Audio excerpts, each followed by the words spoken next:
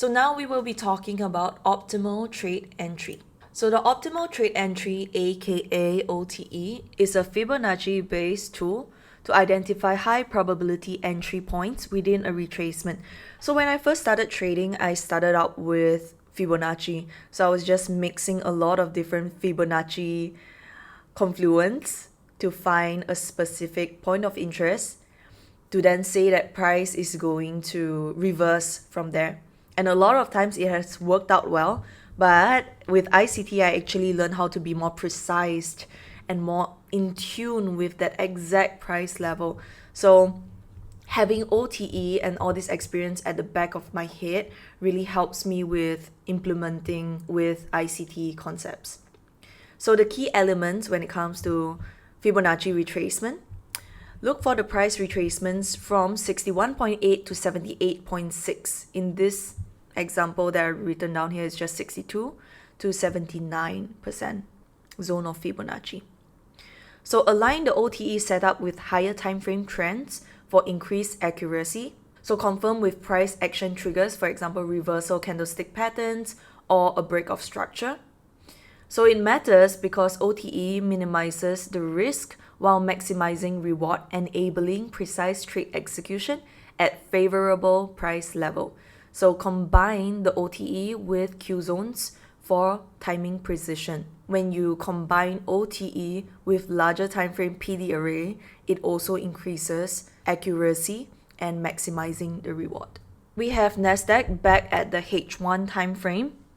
What I want to show you is OTE. So we can see that if I were to take the Wednesday low over here and draw out my Fibonacci up into Thursday's high, we see a nice little retracement into 61.8 before price then rejects higher into Friday.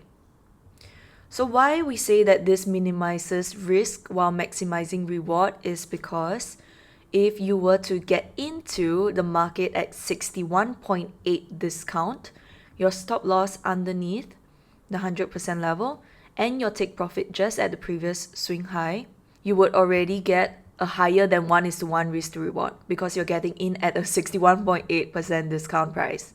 So a tip for drawing Fibonacci is to make sure that you start from the left to the right, from price in the past to price in the current.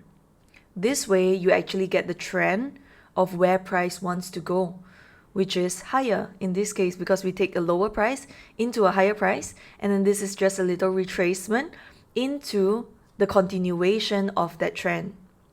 And here's another example of price past into price present. The low of the price is taken from this candle, but I extended it out into here is so that these lines above will expand into this area where you can see the reversal.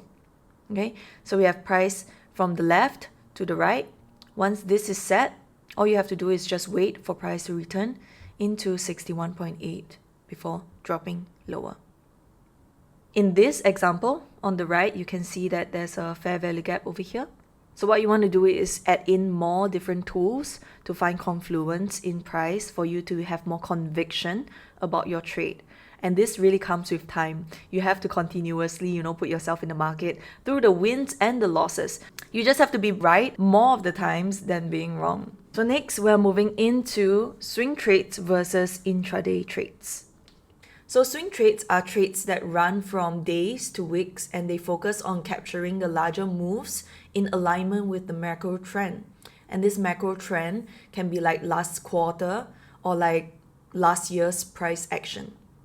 And then the tools that you can use are the Fibonacci retracements, your support and resistance level, as well as higher time frame PD array. So the benefit of it is that you don't have to monitor it as much, and there's a potential for higher reward. In terms of higher reward, it means that there's just more pips to be captured. When you're looking at the larger time frame, you get like 1,000 pip moves, right? So there's a higher reward potential. And then for intraday trades, it runs between minutes to hours, and you exploit your daily fluctuation. And the tools to be used here are your ICT intraday pattern, your short-term levels, as well as your Q zones. So the benefit of this is that there's quicker turnover. You can go to bed without stressing, and you reduce your overnight slippage risk. Between these two methods, you get to decide which one you want to use based on your own schedule, your risk tolerance, and market conditions. So you can combine these two strategies for a diversified approach, right? So in terms of your schedule, like how many times can you show up in a week to trade?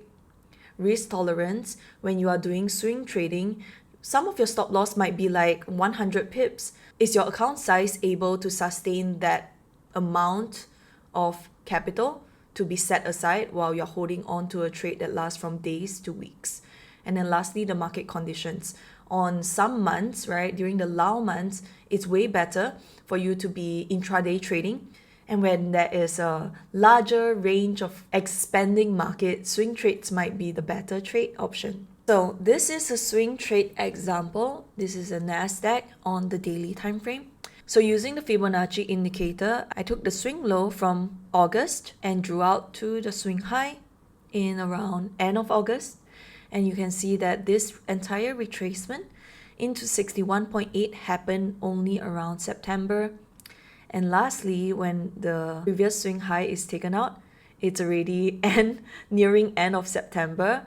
And then when you even want to take the trade into the negative 50 level, it's November. And then second example, we have the low from November into the high in mid-November. And then price immediately dropped down into the OTE level before taking out the previous swing high again. So the moment when price starts to decline and show us this retracement move, you can already pull out your Fibonacci indicator to show you where 61.8 may sit. And then over here as well. Once you see some bearish candles going lower, you can already draw out the fibs and wait for price action over here. So what we're going to do now is just study this last little retracement on the larger time frame into the intraday stuff. Okay, so for the example of a smaller time frame, this is how it would look like. In the intraday chart, now we're back into the hourly time frame for NASDAQ with the same, Fibonacci that I showed you guys previously. But what I want you to focus in is actually the Q zone itself. We can see from here that this 61.8 is tapped in, is at New York PM session Q zone. And then for this one, it happened at New York AM session Q zone.